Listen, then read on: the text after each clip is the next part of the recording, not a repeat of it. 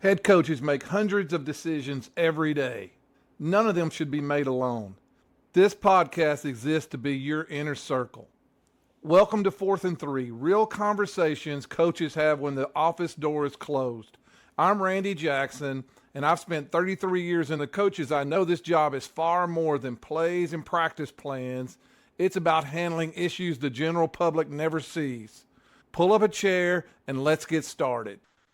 This episode is special to me because Chris and I have a relationship that only coaches understand.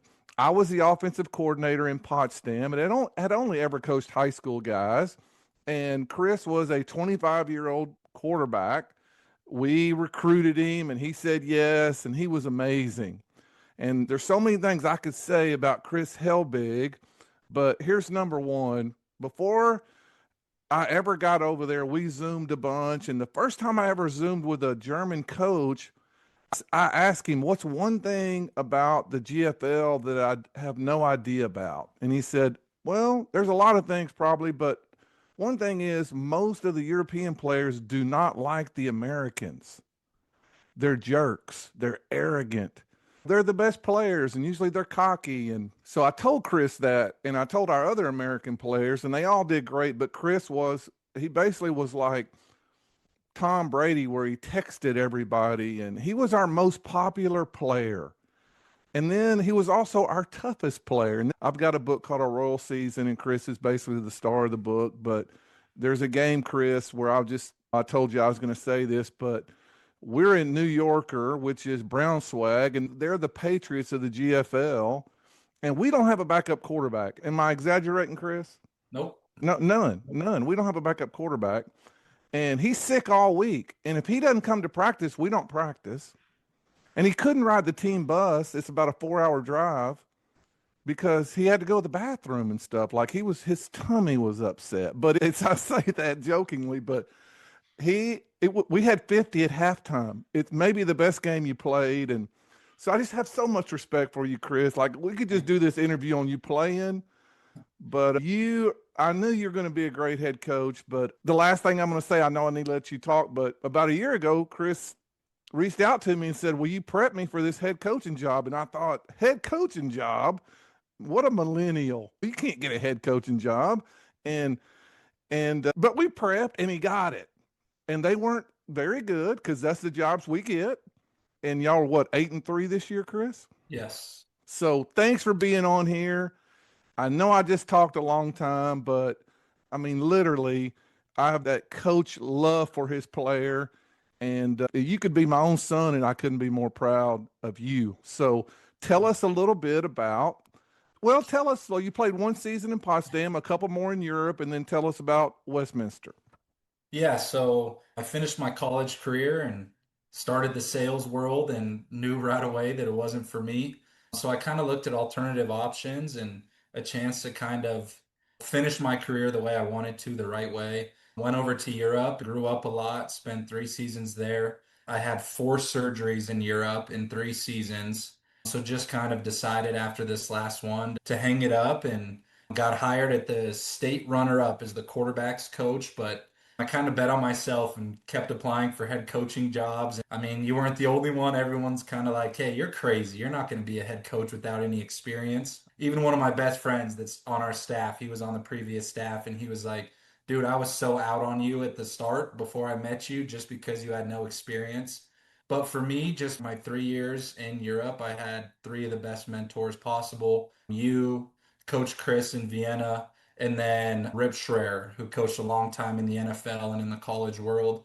And my big thing is I kind of changed my mentality from it's about me to it's about others. So I did nothing but just try to use those 3 years to just soak up everything I could.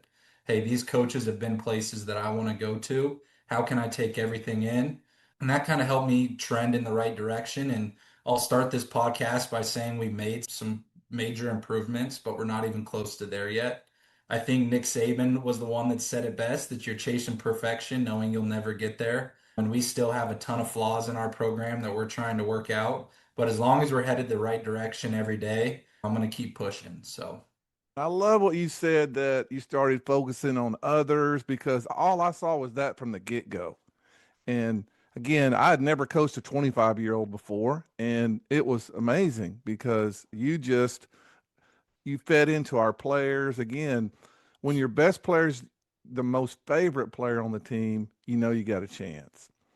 All right, so here's when I knew that I had to have you on the podcast. About a month ago, I had a Fast and Wide clinic in Dallas, our yearly clinic, and one of my clients is Northfield High School. It's also in Denver, and they had five coaches at the clinic. And I started a conversation with them about Chris Helbig, and their eyes all lit up, and they just went on and on about what all you did and how you changed the mentality, which is the hardest job in coaching.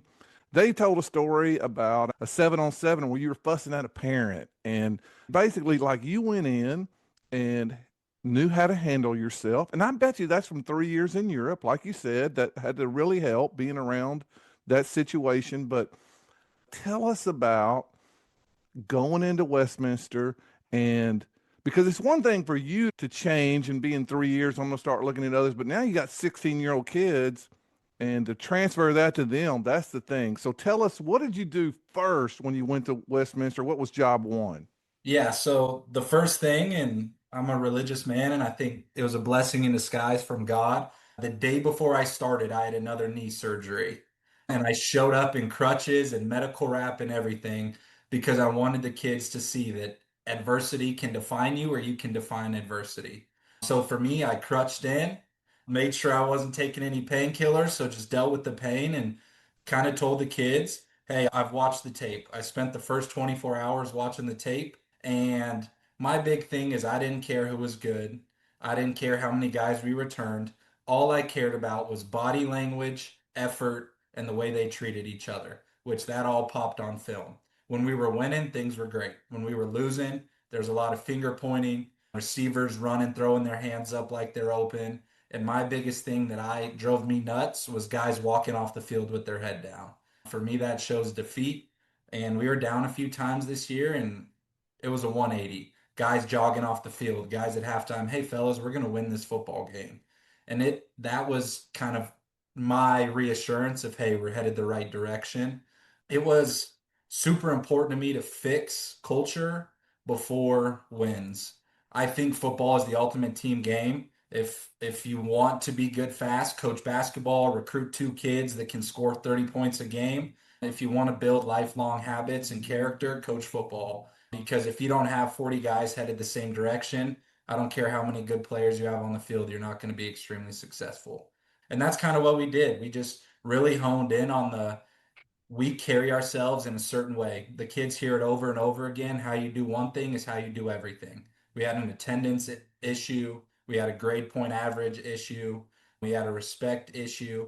And everything to me is, hey, how you do one thing is how you do everything. You're building habits for life, not just for football. And that's kind of where we set our foundation for the cornerstone of our program is how you do one thing is how you do everything.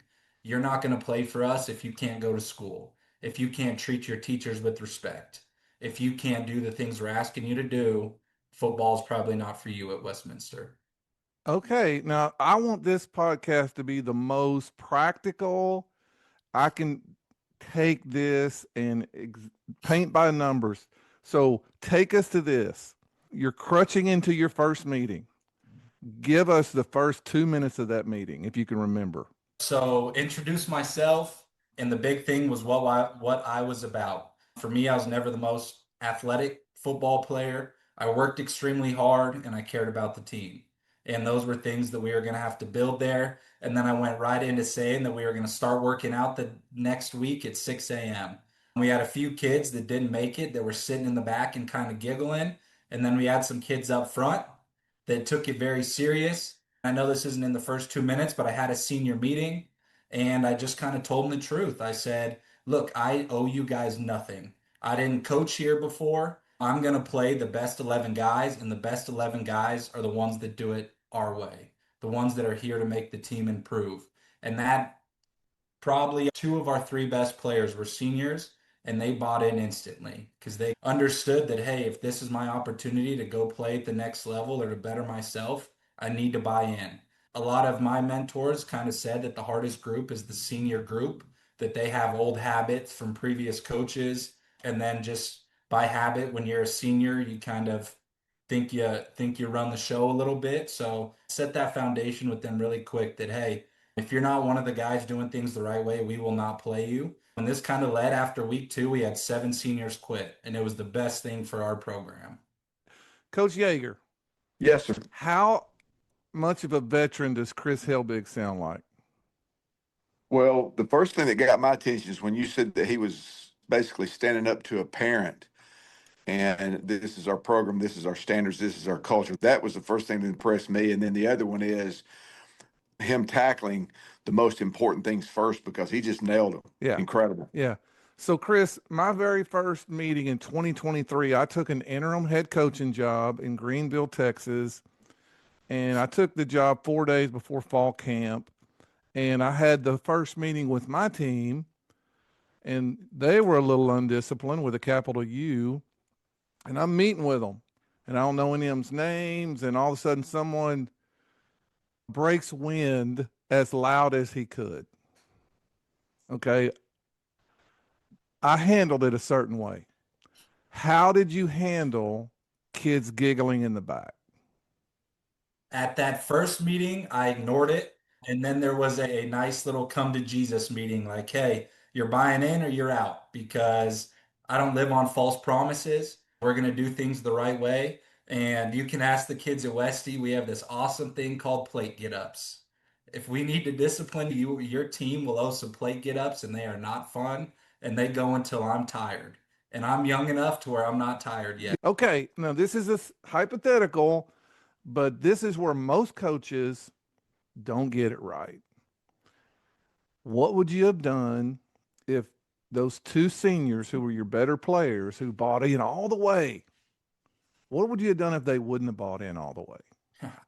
Well, one of them who loved the kid with all my heart. He's actually going to CSU Pueblo. He is an awesome athlete and an extreme competitor. He got in a fight at practice.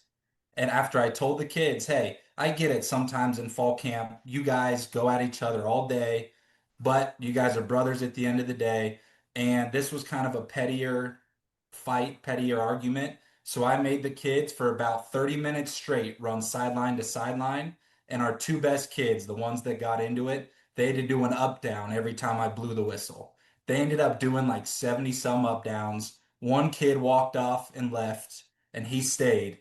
And it was kind of a, oh my goodness, this is serious situation. Wow. So treat everyone the same. That was, in my experience in college, I felt like some kids receive some higher things than other kids, and that does nothing but just tear the team apart. And again, he was our best player, and if he would have chose to walk off that day, I would have had to make that decision that we're going to move on. Because for me, it's I think you win with the standard. You don't win with guys. You win with the standard. That was my struggle, honestly, in Germany at times, was there has to be a standard. And if we say there's one and we don't enforce it, we're a fraud. And I've always, it bothered me. Well, players on the defense would show up late or something like that. So Coach Yeager, well, here's what Chris has done that's so impressed me. Most coaches are terrified their best player will walk off because they think they can't win without them. What is your thoughts on your best player? If your best player at Mountain Brook, you had issues like that, what would be your thought process? Well, my thought process would be then if they're controlling the team, you would basically give them control of the team. I mean, if you kept them around, they decide the culture. They're in charge of the culture, which to me, it's just like Chris just said. I'm so impressed with what he said. Number one is you cannot let the standard go to the lowest common denominator, which that's what they're pulling in the opposite direction. The question that I'd have is, Chris, talk a little bit more about that. Like, were they fighting among one another, like during practice, after practice? You said it was sort of petty.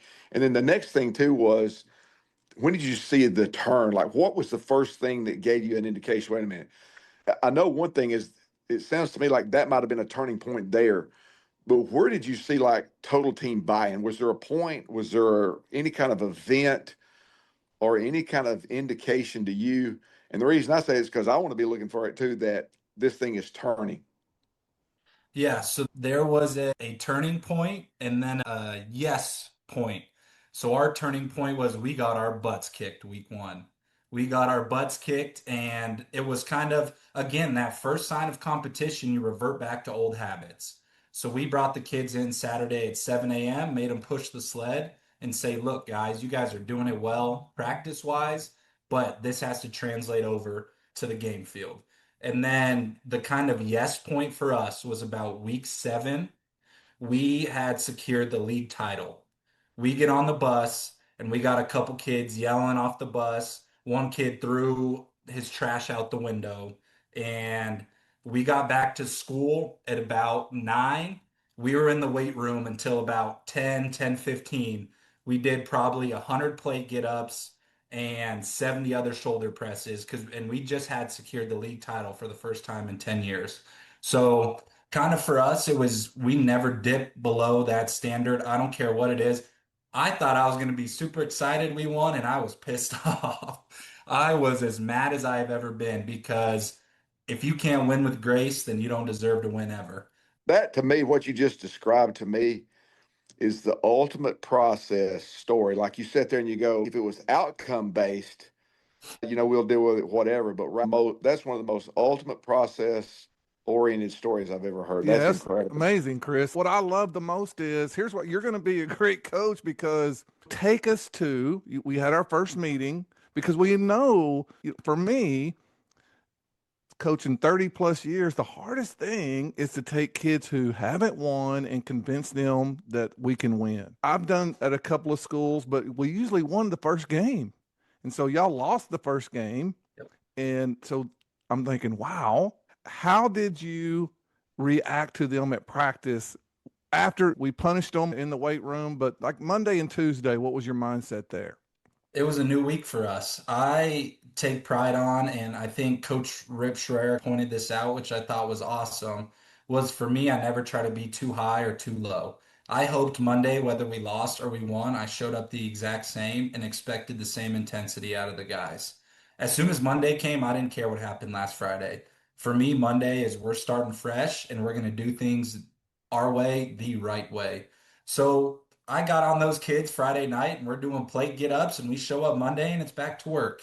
And I think the kids respected that because, again, with our environment, there's so much of, oh, here we go again. And I had to try to change that mindset of, I get to overcome this again.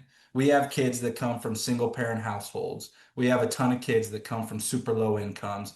We have a ton of kids their entire life have just been, here it's happening again. So for me, it's we get to overcome this again. So it turned into the, hey, we made mistakes Friday night, but how do we get better from this? How are we going to improve from this so it doesn't happen again? So it was, we tried to be as positive and encouraging as possible while not dropping the standard. Yeah, I love that. So you have to learn how to win.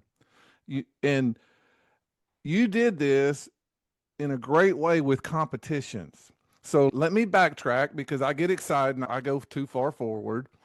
But after, in the first spring, tell us what month you got the job.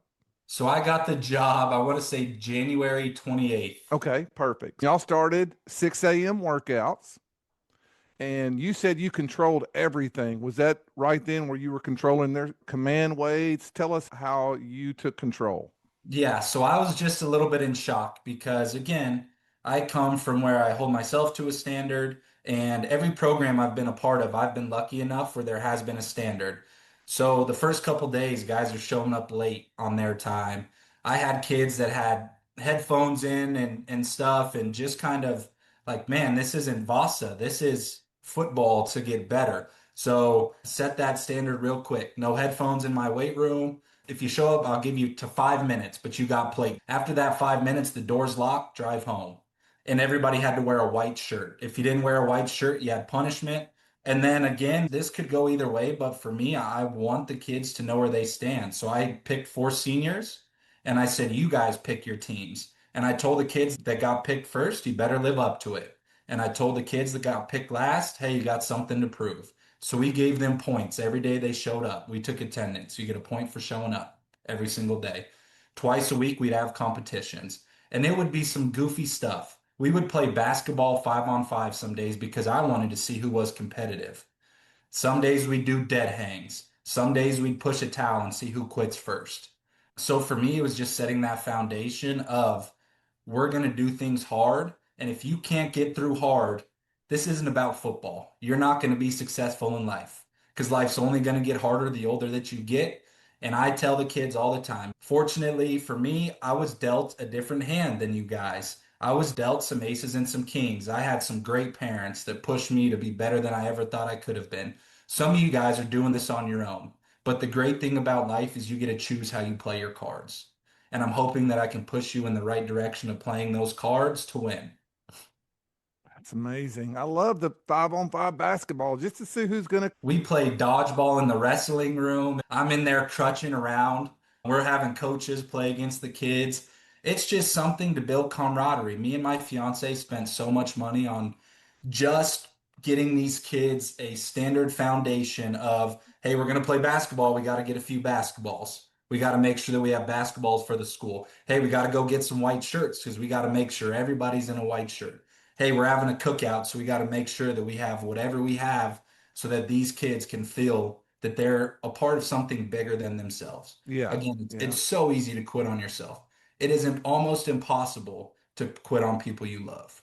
So Can you I were. ask another question, Randy? Oh, please, Chris. So, Chris, how old are you? I am 28. Okay, so tell me a little bit about your staff makeup and the process. Tell me a little bit about your staff. And we've been talking about winning the players over, but that may not be the biggest task. Talk to me about your staff, and was there a process of winning your staff over and them buying into the culture? They're to the point now where they're like, dude, you have to delegate because I am terrible. I will run myself rampant just doing whatever to make sure that it's up to the standard. And they have bought in to the point where they're like, dude, we're taking this over. We're taking this off your hands. So for me, I was lucky. One of my good friends played in the NFL for 4 or 5 years and then was all CFL for 3 years. We have the exact same mindset. Cariel Brooks, he is our defensive coordinator.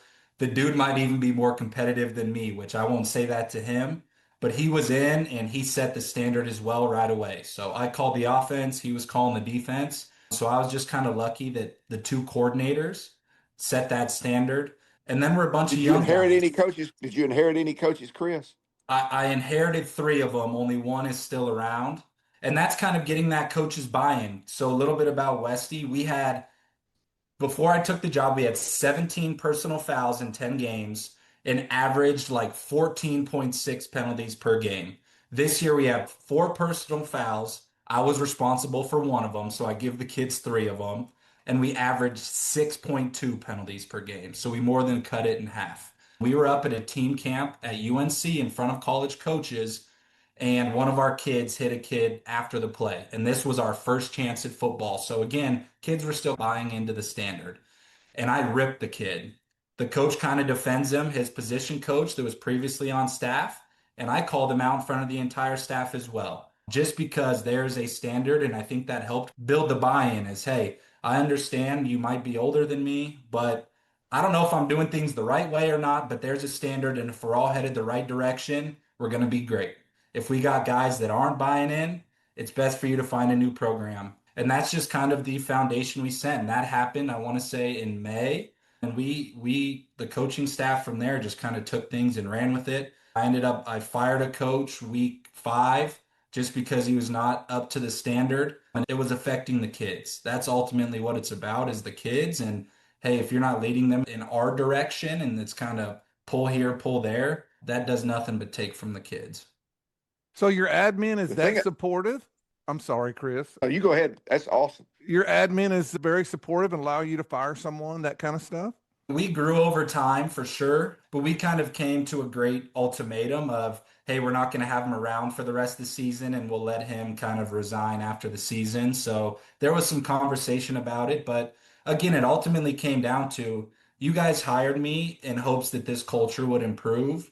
And so if it's improving, let us do what we kind of have to do. We're going to go over some speed bumps and things like that. So there's definitely some conversation about it. But again, it's a cutthroat sport. If everybody's not headed in the same direction and especially in the coaching staff, because people say that the kids take the character of the head coach. No, they take the character of the entire coaching staff. If you have one or two guys on your staff that aren't the way you want to run your program, a few of those kids that are on the fence are going to lean that way. And that just takes away from what you're trying to accomplish. Yeah. I always say this: winning is not for the faint of heart. So when people ask me, what question should I ask on my interview? I always say, man, you need to make sure they want to win. And they just can't hire a new head coach and everything else is going to stay the same. And this new head coach has some magic wand or something. It doesn't work like that. Find out if the structure and the system is right, because winning is not for the faint of heart. And like you say, it's a cutthroat thing. It's big boy sport and it's competitive. And what I'm so impressed about you, Chris, is most people don't want to do the hard things. They would rather just, man, I'm going to get rid of this guy when the season's over with, but it'd be a lot of trouble now. It sounds like what you're doing is every day that something needs to happen that's for the betterment of the team, you're doing it. And if it's benching our left tackle, which I'm going to get to in a second, we're going to do that. No, one thing I was just an observation, Chris, is your humility. When basically the older coach in a backhand way called you out by second guessing the way you addressed the player, you didn't make it about you. You didn't say, how dare you challenge me, where that would have been ego and that would have been about you. You said, it's not about me. It's about the standard. It's about the principles. And so you kept defending the standard of your team, the principle of your team, and you didn't make it about you, which I think, to me, that was masterful. Greg, y'all, what percentage of high schools do you think lift weights and do not do any competition after they lift across the United States? They lift weights and they get stronger. I mean, I'm guessing 95%. Yeah. Is that fair? I mean, it's got to be up there. Yeah.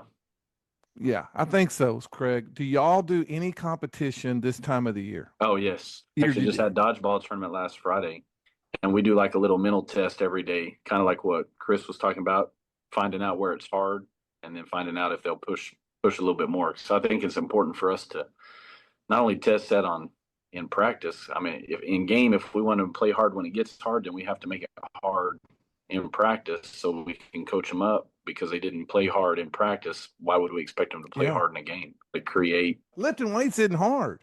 If you guys all want to get together and bench and do some tricep extension, I'll do it. But if you ask me to wrestle Helbig, I'm probably not. So what do you think would have happened, Chris, if y'all would have just now them showing up at 6 a.m. I think is great, because that shows some commitment. They got to go to bed early, but what would have happened if y'all would have done 6 a.m. workouts and not competed afterwards? I think you would have just reiterated the old standard, and we came in to change the standard. I guess previously they just put a workout on the board and the kids would go do the workout or not do the workout. That would kind of be time. So for me, we're doing this all together. I lose my voice most mornings because every single rep we do in the weight room is on me. So I'll give you a down count, and the 10 guys at the racks, they go down and stand back up. I think the weight room is as much mental training as it is physical training. I think that it's super important that guys can see, hey, so-and-so was struggling at 8 and wanted to give up, and he didn't, because the rest of his teammates are doing 9 and 10. But if you give high school kids that freedom, hey, I'm tired at 8, a lot of them are going to quit at 8. And that's just kind of how it is. So we gave kids some freedom a little bit doing the accessory lifts, caught a couple kids, stopped the entire weight room, and made everybody do up downs or plate get ups. So the weight room it's team building, it's mental training and physical training. And I think if you don't use it for those three things, you're missing out on some quality ways to grow your program, your strength as a program. Is just doing those mental things, right? We're doing hamstring curls, and we have a line of 20 guys holding their legs, and I'm telling them down and back up. It builds that team camaraderie of, hey, the dude next to me is doing something hard and hasn't quit yet. Yeah. And so I'm going to do it. I'm going to continue to do it. And so many of these kids don't know what their ceiling is. They have no clue. A lot of kids now, hey, it's a little hard, I'm done. They don't know that, hey, I can do a lot more before I really need to stop. Yeah. And I say this every now and then, But if you just give them a workout and let them lift, they might as well be at Planet Fitness.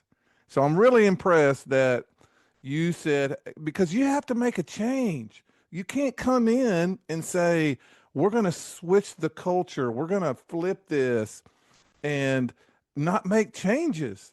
So I'm really impressed with how you just took control of everything. All right, now let's transition to the season. And I've said this a few times, but most coaches, everybody wants a great culture.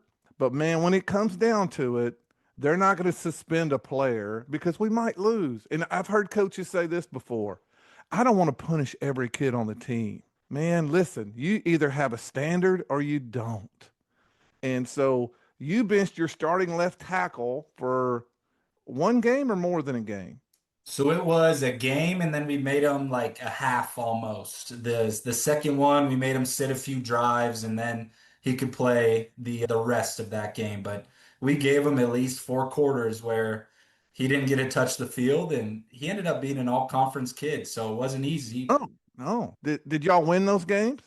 One, but it was again, it was honestly, some guys would say it was petty, but for me, it meant everything. He was a little bit disrespectful to a teacher, so I handled that. And then he sat in the training room. We give the kids like 30 minutes after before practice starts to go into the training room. And 2 days in a row, he came out to practice late saying he was in the training room so that he didn't have to push the sled with the offensive line. And I just called him out in front of everybody and said, you had 30 minutes before. If you're running away from practice, you're running away from playing time. So kind of sat him for those. And I don't know if he took me serious because he was strapped up and ready to go, but it was real. And after that, never have not had an issue with the kid ever since. And he's going to be a senior next year, and he's going to be one of our best players. Yeah. And if Chris would have let this slide, everyone on his team would have saw this, and it's going to hurt him for years. Like my biggest thing was I didn't want to be a fraud. So what I'm really so proud of, you're not a fraud, but it's easy to talk about now. How hard was that call then? But again, for me, that's what I texted you about. I am to the point where as a player, I was selfish and I won games and I didn't enjoy it. And now as a coach, I care if we win because I'm super competitive, but I care that our standard matters more. So you know what? If we would have lost those games, it almost would have been a more of a, I told you guys so. Yeah. You're going to do it my way, or we're going to continue to lose football games. So of course I wanted to win and was super competitive, but it was more about getting my point across than it was Friday night. Because if you only care about Friday nights, you're in for a long journey as a coach. You're going to have to deal with parents. You're going to have to deal with kids. And I want to win more than anybody else. But again, to me, the standard wins. Yes. And once your players are convinced that you care more about the standard than winning, you have a real culture and now you're in control. It's a big deal. And you did that from the get-go. Some coaches struggle with this. I was going to have a standard, and it was more important for us to keep the standard than winning. But your players, if you don't ever enforce it, they're just going to think it's lip service. Did this softball question here, but did this change the culture immediately after you suspended this left tackle? I think so, but I think we were headed in the right direction. This was about the halfway point of the season, so we kind of saw the growth. But the big thing for me is we're not taking a step backwards. We're not sacrificing what we do so that we can go beat whoever it was we were playing. So it was more of a, hey, there's a chance that we lose, but there's a bigger chance that we're almost back to square one with our standard, because the big thing is I don't want to be lip service. I don't want guys to say, oh, he's not going to follow through on this. And for me, I'm big on it. If I say something, we're going to do it and we're going to follow through on it. And again, I'm humble enough to say that I know I'm not right a lot of the times. But as long as the kids believe in it and the coaches believe in it and we're headed to a true north, then we're headed in the right direction. If next Tuesday morning at 6 o'clock, if you let something slide, your players are going to notice it and your culture is going to start slipping immediately. True. I mean, again, we won the league championship for the first time in 10 years. I wanted to go have a beer on my couch and enjoy it. We have kids that are disrespectful on the bus, and we spend the next hour and a half doing punishment in the weight room from 9 to 10:30. Don't care what the parents are doing sitting in the parking lot because my standard matters more. I went from being the happiest I could be after the game. We beat the team that won the league the last couple years. They beat us by like 40 the previous year. We beat them. I'm excited to get on the bus and go home. And kids are disrespectful on the bus. And so we get to school and do punishment for an hour and a half. What's going to happen when we win the following week and the kid thinks that, oh, we have some freedom in the bus? And then it's just this pile that you can never catch up to. And the kids catch on to that. I think kids today can really tell the difference between a fraud and somebody who kind of means what they say. They can smell it like a wolf can smell prey in the wilderness. I think players know a fraud faster than we ever give them credit for. Okay, so just a little X's and O's here. Are y'all running any vertical choice?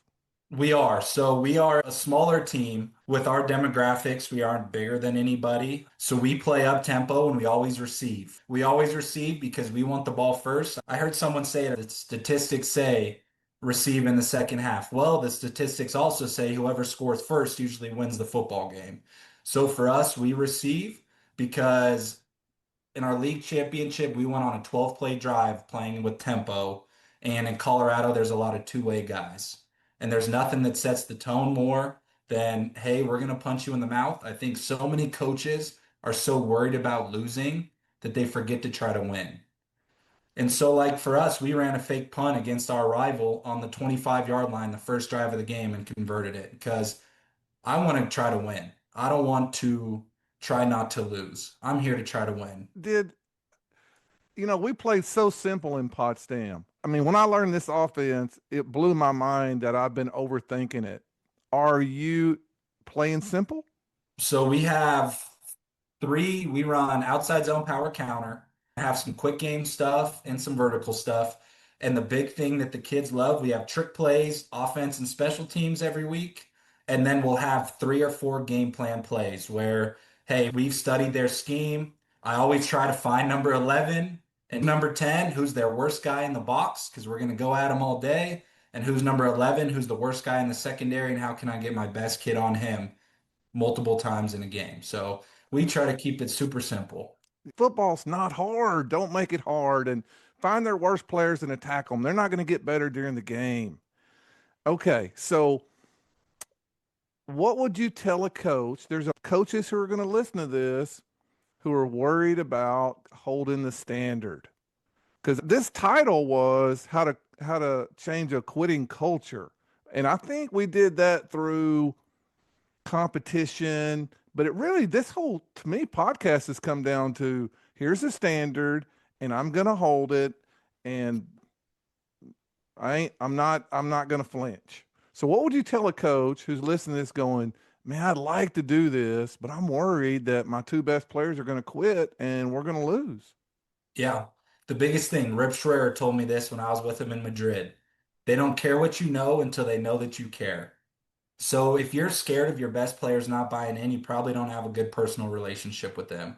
If you can't talk to them in the hallways and they're not terrified of having a conversation with you, if you can't just talk about life, hey, how's your parents? How's your family?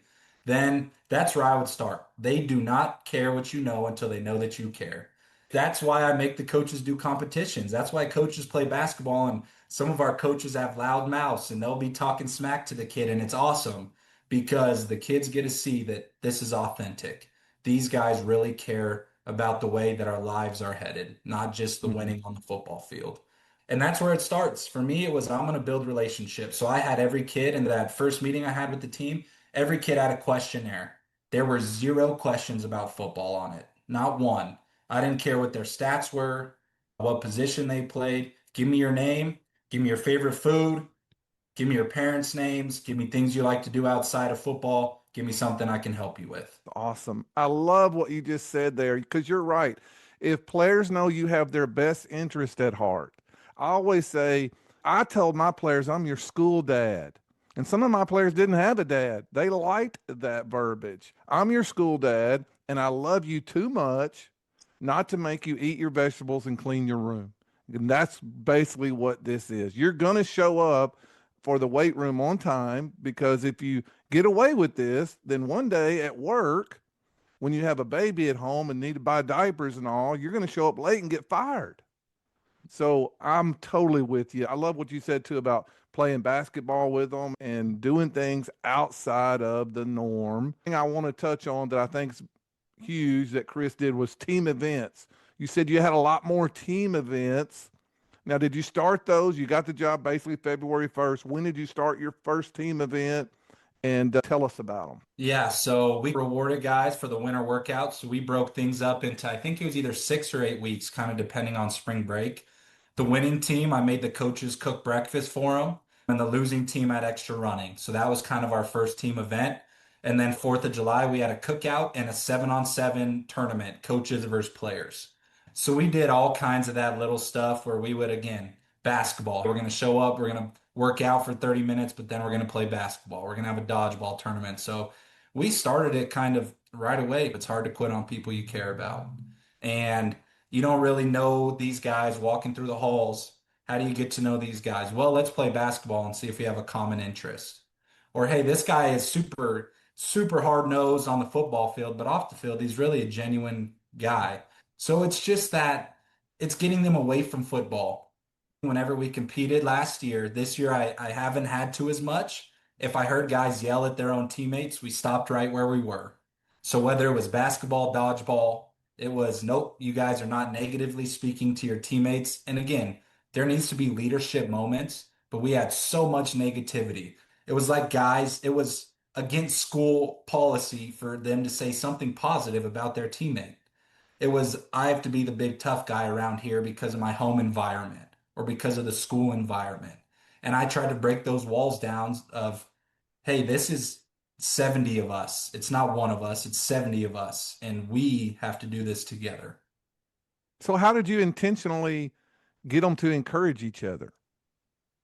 We have this fun thing in the weight room. If it's too quiet, I make them run around and chest bump each other for 30 seconds. Love it. I sent to the coaches last spring Steve Nash high five statistic, where Steve Nash led the NBA in high fives. It's a little and honestly kind of dumb thing when you look from the outside, but on the inside, it's huge. It is massive that I stand outside the weight room door. So we are blessed with an indoor track, and it's right next to the weight room. So we will go from the track to the weight room, and I will stand outside and high five every single kid when they walk from doing our agility stuff into the weight room. And that's a daily occurrence for us.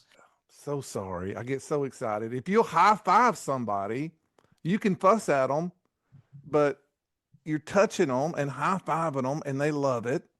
Okay, so before I forget this, Chris, I'm fixing to let you ask a question, but Chris, do you know what the NCAA leaders usually are about penalties per game? No, but we made progress, but we're not there yet. So it's under 6 because I still felt like that was a lot. Okay, so, and this applies, but about 5 years ago, Air Force led the NCAA in penalties. It was 3.24 a game. So that, if you want to give them a mark, I think that would be fun for you, especially because it's Air Force. And it makes sense. They're a service academy, ultra disciplined. But yeah, three's really tough, but it's been done. All right, Coach Yeager, do you have a question? I've got a question for you and a follow-up question for Chris. So I read the book Royal Season, loved it, gave a copy to each one of our staff, 7 through 12. And Randy, am I right in this? Did you inherit him or did you help choose him? Well, I helped choose him. Yes, sir. So the way we did it, I took the job in, let's say, December 1st, and training camp started in April. The general manager would send me film and ask me what I thought, and I'd give a thumbs up or thumbs down. But Chris was our first draft choice. Like, we found a quarterback first, and he was the only one we looked at. Wow. Okay. Well, what was it about him? And was it all just film, or did you have any conversation before you said this is our guy, or did you just base it on film? Well, for me, this was the first player. This was a whole new world for me. So it was just film for me. Gotcha. Coach Saul, I guess, Chris. Well, we both interviewed you, didn't we? We Zoomed with you and all. And so, yeah, we watched film, liked what we saw on film, and then we interviewed him, and it was a slam dunk. After about a 60-minute Zoom, I felt, what I saw on that 60-minute Zoom's what everyone's seeing now. So it was like, oh God, please come. Yeah, that was going to be my question. Did you see when you were in that process, does any of this surprise you from that process? I guess No. Did you see this coming? I mean, that he would be this kind of human being. Well, I'll say this. The only issue I had with Chris was he made $100 more than me a month, I think. And I didn't know that at the time. He made a whopping 1,100 and I made 1,000. But Chris, this does surprise me because this is amazing to me. To hear Chris talk at 28 years old. Yeah. I mean, it doesn't surprise me that Chris is winning and successful, but Chris is talking like a guy who's 42 or however old and has had to live with some bad decisions, and like I know better now because I think I learned that as a coach. I realized if I ever bended a rule for one guy, that I'd look after the season and I'd go, well, how many would we have won without him? The number was always the same. So I learned pretty early as a head coach, don't bend for anybody. So Chris has just done this in a microwave when all of us normally do it in a crock pot. But most people will never have the courage to hold the standard like Chris Helbig is. And I couldn't be more proud of that. Chris, how often do you pull from the things that you learned from Coach Jackson during that year you were with him? Again, Europe was the biggest blessing in disguise for me because I had three coaches that I've taken. So last year we had a leadership committee. Randy was the only one that I've been around that had that. So I've taken a lot. And then obviously Fast and Wide is the football part of it. We do probably, I'd say 60, 65, 70% of our stuff is from that. So yeah, there's a huge amount. And then again, he was one of the first guys that I chose to let set the foundation for me culture wise. So between college and playing in Europe for my 8 years, I had 7 surgeries. My sophomore year at Southern Utah, I want to say top 5 in all quarterback categories in the FCS, and I broke my collarbone. My senior year of high school, I was a couple hundred yards away from breaking the state record, tore my ACL. Those two things, I was extremely selfish. It was all about me. I did not care about team success after I got hurt. It was why me, why me, why me. And then in Potsdam, I get hurt, can't play in the championship, and I still wasn't great. I was not great, but I realized that. And that was part of Randy's culture of being about the team. And the funny thing is, the backup quarterback that came in and played in the German Bowl for about 10 minutes when I got hurt, I was extremely envious. Man, I got us here and I don't get to play in the championship. Me and Robbie had a conversation how he lost one of his parents right before he moved to Germany, and that changed everything for me. And that was my look back on the selfishness that I had in the past and changed everything for me. Robbie is now my receivers coach, and we lift together every morning at 5 a.m. He has become one of my best friends, and it's because Randy's talks on culture. And I had a realization where, oh my gosh, I have been so selfish. This has been all about me. How do I change this? And my life has done nothing but just improve because through the ups and downs that I go through, I don't make it about myself. Okay, so let's finish this with $1,000,000 question. If a coach is listening right now and knows his team has quitting habits, they're below the standard, they're late, all the things, personal foul penalties, where does he start tomorrow? That is the biggest thing. You have to set the standard for yourself, and you can't ask your kids to do anything you wouldn't do. And then the second thing is get away from the wins and losses and worry about your culture more. I do the workouts that the kids do before they get there. So I get there at 5 and do the workout, and they do it at 6:30, just so we can tell the kids we're not asking you to do anything that we do not do ourselves. So build a staff that's genuinely interested in improving your program and is selfless. I have been lucky enough, the 10 guys that I've hired, it's not about them, which has been great. You have to surround yourself with people headed the same direction. And then the kids will buy into that. The kids will buy in. Again, for us is a little bit different because with a couple of year programs, we had a lot of kids that don't have a father figure or come from broken homes or just come from tough situations. And so they look at us not only as coaches, but as mentors, as almost father figures for some of these kids.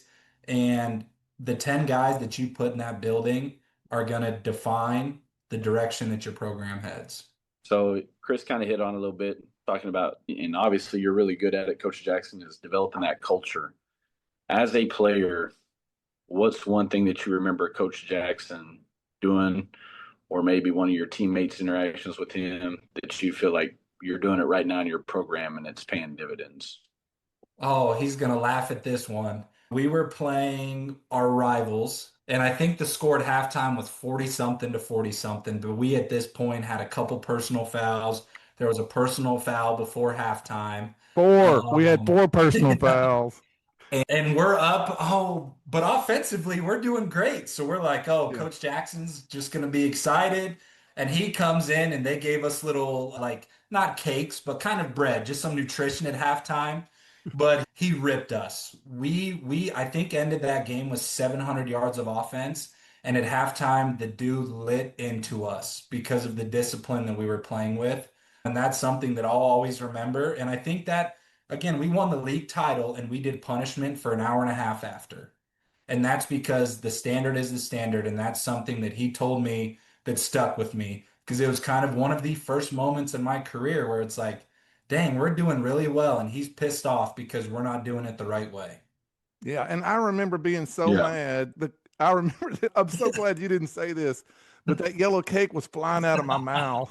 Yeah, the front row was not. So this is Germany. We're in a parking lot. Like we're sitting on curbs and stuff, and the tailgates are down, and the two trucks are in the whole country. But anyway, yellow cake's flying out of my mouth. I'm just so mad because I've never seen 4 personal foul penalties in a game.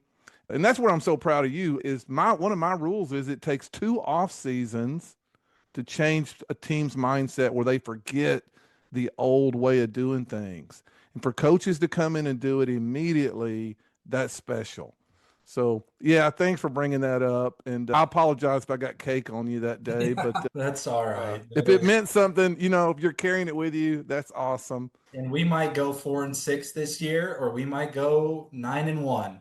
To me, what matters is we turn on the film and we're playing it our way. And we had our highest attendance last year. We had our highest team GPA. That's the stuff I care about because that's how you learn to win. Well, and that's you're going to win. Like winning is a byproduct. And that's what most coaches don't get is quit worrying about winning, worry about attendance and GPA and punctuality, and then the winning happens. It is. We started an awesome thing this year where I check attendance every Thursday. And before workouts, you have 3 plate get-ups for every time you're late and 5 plate get-ups for every time you miss.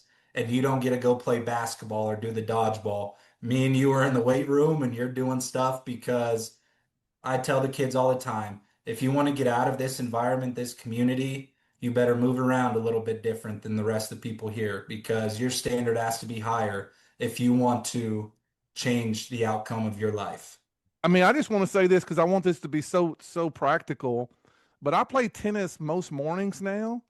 And one of the guys I play with is a swim coach. And he doesn't work at a school. He works at one of those places, where they pay. And he has an issue with kids showing up on time, and their ages 8 to whatever, and their parents have money. And I said, man, do something at the end of swim workout every day that's a competition and it's fun. And if they show up late, they don't get to do it. That's what you're saying. Like have a competition every day. And if they're late, they don't, or their grades, right? Everybody doesn't get to do it. You got to earn the right. And if we have a good week in the weight room, it's basketball. If we have a bad week, we're going to push that towel and see who quits first. My one request is will you send the guys in here my phone number? Again, I'm always learning. I know we're nowhere near where we need to be, but we're headed in the right direction.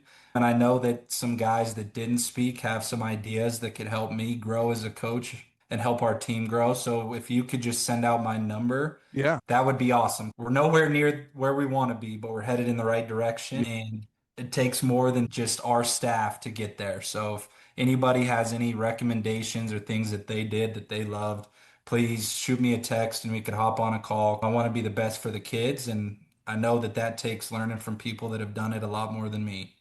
I'll start a group chat with everybody in here. And I think that's what makes you special, growth mindset, and you want to learn. And I don't know if I'll ever enjoy one more than this, man. Thank you very much. It was great. And we all know your fiance, who was a top 25 volleyball player in the history of the Mountain West, is probably the secret behind this whole thing, but you Yeah. get to take the credit. Yep, I do. And she is for sure. I loved this whole talk. Chris Yeager, thanks for asking some questions and participating. You're welcome all the time. Everybody else, thanks for joining in. But Coach Helbig, I feel like a dad. I'm just so proud of you, man. And I didn't know Robbie was your receiver coach. Tell him I said hello. Well, Tell him if he'd have been the starter all year, we would have won the German Bowl. And you are doing it. And you have a lot of coaches. This is a huge episode. Man, don't be afraid to hold the standard, because if you don't have a standard, you're going to win when you have good players. You're not going to win when you don't, but they're going to act a certain way. And I think we all know, listening to this, that Westminster, as long as Chris Helbig is there, is going to not beat themselves. They're going to play with discipline, and they're going to play with class. I think everyone knows that. I applaud you, Chris. You're doing a great job, buddy. Thanks for sharing with us.